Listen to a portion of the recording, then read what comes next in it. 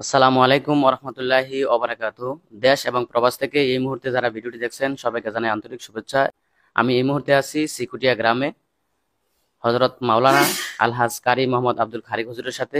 হুজুর দীর্ঘদিন যাবৎ বারালা কেন্দ্রীয় জামে মসজিদ এবং বারালা শাহ ইসরাইল কামিল মাদ্রাসায় শিক্ষকতা করেছেন। এখন আমরা জানবো হুজুরের কাছে যে হুজুর কতদিন যাবৎ বারালা কেন্দ্রীয় জামে মসজিদে মুয়াজ্জিনের দায়িত্ব পালন করেছেন। হুজুর আমাদের কাছে কিছু বলেন। রহমতুল্লাহ বারাকাতুহু। আমি 1/6/79-তে বাংলা মাদ্রাসা শিক্ষক হিসাবে নিয়োগ হয়েছি। আর 2019 সালের 1 ডিসেম্বর আমি অবসরপ্রাপ্ত হয়েছি।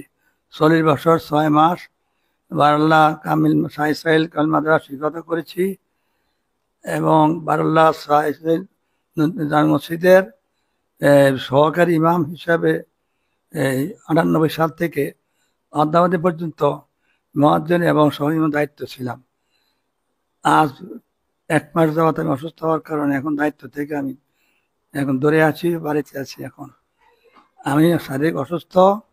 আমি অত্র এলাকাবাসী এবং বারাল্লা গ্রামবাসী এবং অত্র এলাকাবাসী এবং আমার প্রিয় ছাত্রগণ যে যেখানে আছে, আল্লাহ প্রত্যেকের প্রতি আমার আন্তরিকতা এবং তাদের প্রতি সালাম এবং দোয়া মোবারকবাদ এবং আমি তাদের জন্য দোয়া করি এবং সারা বারাল্লাবাসীগণ এবং অত্র এলাকাবাসী, আমাদের অত্র এলাকাবাসী এবং আত্মীয় স্বজন এবং ছাত্রছাত্রী বহুত লোক আমাকে সহযোগিতা করেছে, আন্তরিকতা দেখাচ্ছে। আমার ওষুধ খাওয়ার জন্য তারা আর্থিক সহযোগিতা করেছে। আমি সেই জন্য আল্লাহ পাকের দরবারে কোটি কোটি শুকরিয়া জ্ঞাপন করছি। তাদের জন্য আমি প্রাণ খুলে দোয়া করি। যারা মৃত্যুবরণ করেছে অত্র এলাকাবাসী, তাদেরকে যেন আল্লাহ পাক জান্নাতের মালিক বানায়, জান্নাতবাসী বানায়।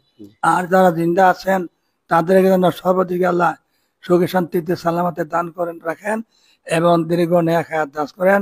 তাদের ছেলে মেয়ে স্ত্রী বয়স সকলকে যেন আল্লাহ হায়াতে তৈরি দান করেন, সুস্থ রাখেন, ভালো রাখেন।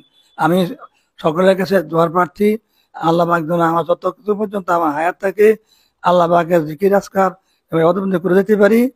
আর যখন আল্লাহ পাকের সময় হুকুম হয়, আমার যাওয়ার সময় হয়ে যায়, আল্লাহ পাক যেন আমাকে কষ্ট না দিয়ে, আল্লাহ পাকের দরবারে আমি জ্ঞাপন করছি, আল্লাহ পাক আমাকে কষ্ট না দিয়ে ইমানের সাথে যেন আল্লাহ পাক আমাকে কবুল করে। সেই বারাল্লা মাদ্রাসা এবং মসজিদ ছাড়াও আর কোথায় কোথায় দায়িত্ব পালন করেছেন আমাদের একটু বলেন।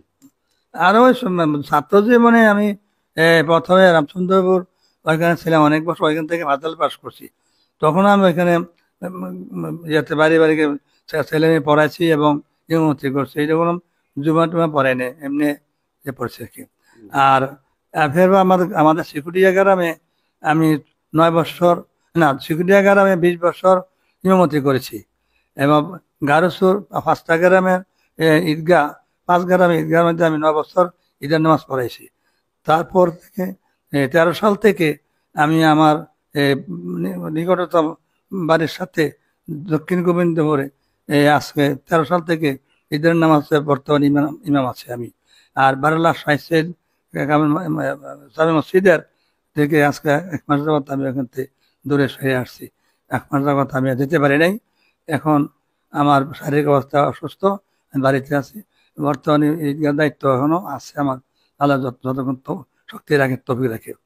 এই আমার হুজুর নসিহতটা আমাদের কাছে বলবেন যে হুজুরের যাতে ইমানের সাথে মৃত্যুবরণ করার জন্য হুজুর বলতেছে এবং মৃত্যুবরণ করার পরে হুজুরের কি জানাজা পড়াবে এবং কোথায় তার কবরস্থ করা হবে, হুজুর আপনাদের সাথে এখন এই কথাটা উল্লেখ করবেন। হ্যাঁ, আমি যখন মারা যাই তখন আমার বর্তমানে পিসাব যে দায়িত্ব নিয়ে আছেন পীরজাদা মাওলানা মুর্শেদ খান, বাড়ির বরিশাল বাড়ি, উনি ঢাকাতে আছে এবং উনি জানাজার নামাজ পড়াবে।